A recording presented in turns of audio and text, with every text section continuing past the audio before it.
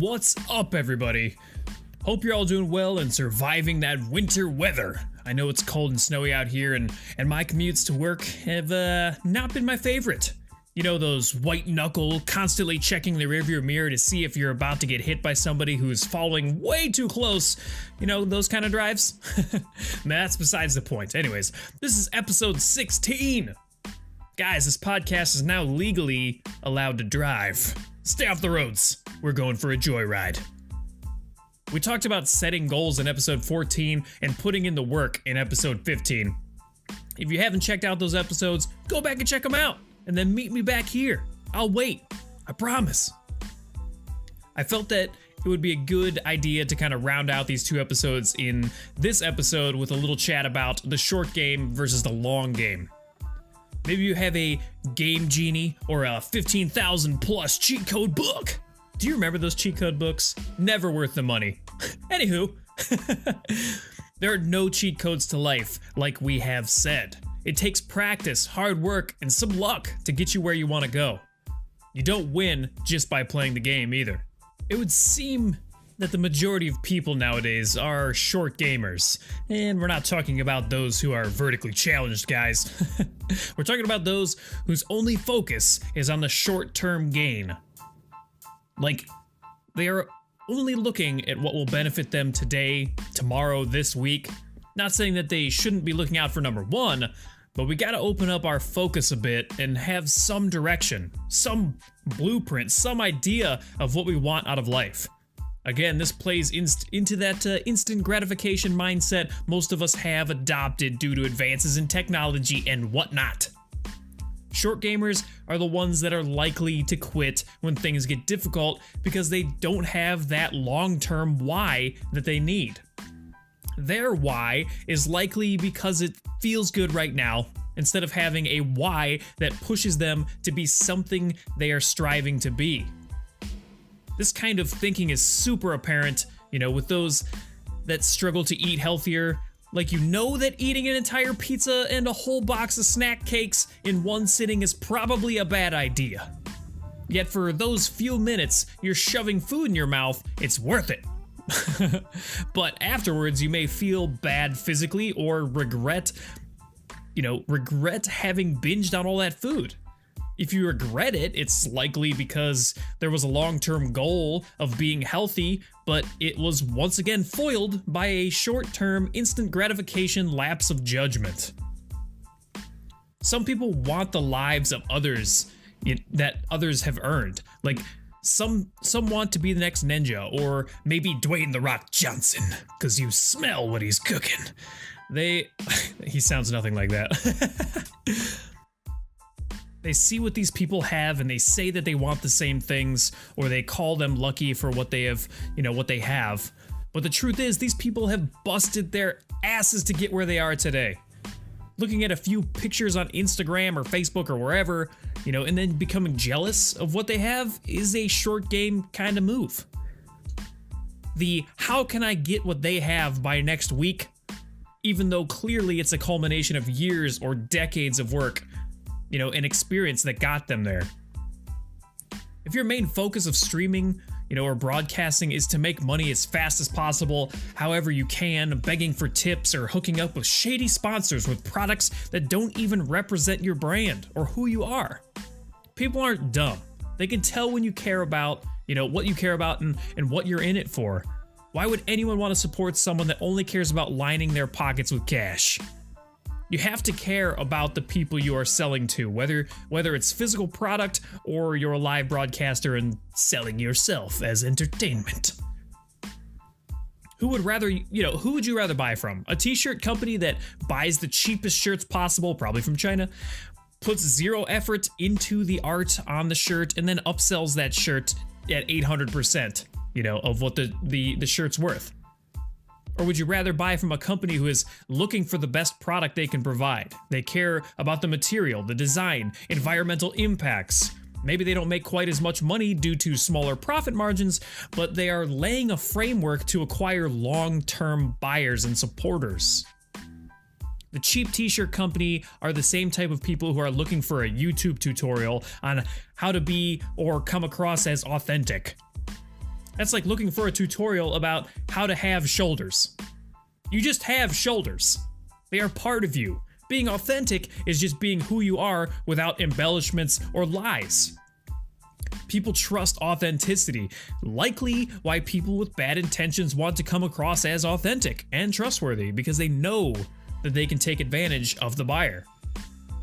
Luckily, it is becoming harder and harder to fake authenticity, because internet, tough to fake it till you make it, because if people don't believe you, there's a good chance they're going to call you out on it. And if you build your business by being fake and then you get found out, you're gonna get hosed. The internet is not a nice place. So take the time to build something worth building. Don't rush it. I think the worst thing about always focusing on the here and now and never consulting, where you want to be in the future is the fact that you will likely not be ready to act if an opportunity presents itself to you. Like, focusing on the long term can help keep us on track to develop skills and experience things. So when your ship comes in, you don't miss it. People want the newest things all the time. Whether it's content or physical products, they rarely seem happy with what they have. The everyday life has almost a virality to it. Like, one moment this is the greatest thing ever, the next you're throwing it in the trash. Think about the viral videos you saw last year. That is, if you can remember any. These things that can be viewed by millions of people over a couple of days and not even exist a month from now. It's gone so fast you'd think Thanos snapped his fingers and wiped out anyone who saw it. The majority of viral videos just happen at random. Someone posts something on the internet and it gets shared by the right people and then it explodes. Now let's ponder something. Take the kid that just uploaded his first video ever, and then the video went viral, millions of hits, but they have no other content, just this video. No effort has been made towards improving their craft yet. Not saying that there weren't plans for the future, but nothing yet. They will have their moment in the spotlight, but without any skills developed or any practice or any experience, this kid was not able to capitalize on their instantaneous success, and they fizzle out quick. Now, what if there was a kid that had been practicing their craft, doing tutorials, taking classes, filming and uploading videos consistently because that was their goal for what they want to do? Now they have like 100 videos on their YouTube and are active on social media. When this kid's viral video drops, they are in a much better place to take on that extra attention that will likely retain a solid chunk of viewership, after that video has gone and died. Where Kid 1's channel will be somewhat swept under the rug. This can happen with live broadcasting as well, so you may get rated or hosted by a much larger channel than your own, bringing many new viewers your way, but if you have not prepared for that moment, that would be difficult to retain new viewers, If you've put in the reps and you've practiced your craft and became a solid streamer, and then those people funneled into your channel, you'd be much better off, and the people would see that you put the time and effort in, and then they would want to be there. Seize that opportunity. Here's another example I was thinking of. Have you ever seen the show Diners, Drive-Ins, and Dives with Guy Fieri? Guy with the crazy hair, always wears the glasses on the backside of his head. Anyways, Food Network show. Basically, it's a show where the host goes into these small mom-and-pop restaurants around the country because of recommendations from the locals that live nearby. Maybe good, it may be bad, depending on if you're prepared. After being seen on national television, these businesses see like a 200, 300, 400% growth in sales and business. It's a huge driving force. If you're ready and capable of scaling your business, then that attention is going to be a great thing. But if you're not ready and you don't have systems in place to help you scale, you may be overrun, unable to keep up with the demand, and it could hurt your reputation, or worse, maybe even shut you down. So, which side of the triple D effect would you like to be on? The one that planned for the future and grew exponentially when the opportunity presented itself, or the one that crashes and burns because they weren't focused on the future and they were more focused on the here and now? I'd take option one, but hey, we all got different goals, right? Thinking about where we would like to be in the future will do nothing but benefit you. Obviously, thinking about where you want to be does not guarantee that you will make it there, but like we said in the goal setting episode, it's not always about crossing that finish line. It's the journey we take that pushes us towards the finish line that is infinitely more valuable. So finding our life goals, our legacy, our purpose, whatever you want to call it, it takes time. It's difficult to come out and just say what it is, you know, this is what I was made to do. Sometimes it feels like it's the right thing, but sometimes you don't really know. Sometimes it comes from an epiphany, or maybe a death of a loved one, or a traumatic event, or finding something that makes you so happy to be alive that you know that's gotta be it. That feeling of when your soul coincides with your goal.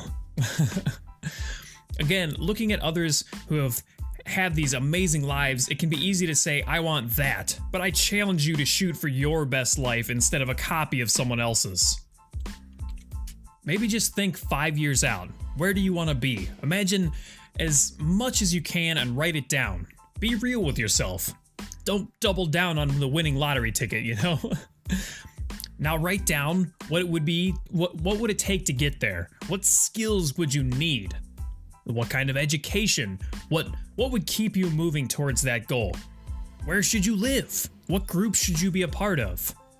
You know, work backwards from where you want to be and develop a vague-ish kind of roadmap. It'll be foggy, but that's good. Remember, we don't grow without a little discomfort. Be authentic with your goals. Remember, people will see through you if you try to pull one over on them. But if people see you grinding away towards something you have planned and are passionate about, they are much more likely to support you, which will only help more, you know, making that 5-year plan come to fruition. Whatever it is, we gotta put in the work and we have to be patient. Being patient while creating a foundation to build on is so important and probably one of the most difficult parts to master. Of course, this goes back to our need for instant gratification again, but patience is something my generation lacks for sure. Patience with money, patience with doing work, patience with people even. You know, we have to find a way to get that back. Let's look to trade in that instant gratification for some long-term satisfaction over the next few years as we search for what makes us who we are. So yeah, hope you guys found something useful in there. Definitely get out there. Tell me what your plans are on Instagram and, you know, Twitter at @It'sThugWigNasty. Let me know. You know, I mean, if they're personal, obviously you don't got to tell me, but if there's anything crazy that you want to talk about and talk through, hit me up. I would love to hear it. Anyway, let's head on over to the last week's review and see if we were satisfied with what we came up with last week. So last week we had our typical streams, Monday, Wednesday, Friday. Haven't been doing Saturday as much just because it's nice to get some stuff done around the house and, you know, get on top of things so that I'm not working on a bunch of stuff on Sunday, you know? Anyway, so we got our 3 streams in. They were all pretty good. Haven't gotten a new follow yet in this new year, but we have had plenty of people hanging out in the streams. I appreciate you guys for being there this week. Very awesome. This week I also finished the scene transition that I was talking about getting done last week, so if you're in the stream, you'll be able to see that when I switch scenes. It's got this cool little swipe and clear thing. I don't know. It's pretty cool. It could be improved, but for now, it's pretty good for what it is. Again, I've been playing around with my monitor, or my drawing monitor, the past week, making sure that I got an hour in every day, because that is my goal for 2019, 1 hour every day of drawing. And I've been doing it on the monitor. So just trying to build my skill on this thing and try to eventually have some drawing streams. I think that maybe one of the streams this week, I'll actually do some drawing, you know, or practice, basically. Just hanging out and doodling, basically all we're doing. Not trying to make any kind of finished piece or anything like that, but, you know, maybe I'll just do it for like a half stream, or maybe I'll just replace Monday or Wednesday, one of those streams, and just do a creative stream, you know, just mess around, have some fun, and hang out with you guys. So yeah, that's the plan for this week. That's all I did last week. Nothing crazy. My bug seems to be gone, so sickness is good. Things are looking up. But yeah, so make sure you guys stop in the broadcast this week. Probably again Monday, Wednesday, Friday, most likely. But Twitter, Instagram at It's Thugwignasty. I always let you know. Facebook as well. I'll let you guys know exactly when I'm going to go live. And yeah, so definitely stop by this week. And if I don't see you in the broadcast this week, then I will talk to you next week in the podcast. Have a fantastic week, everybody. Later.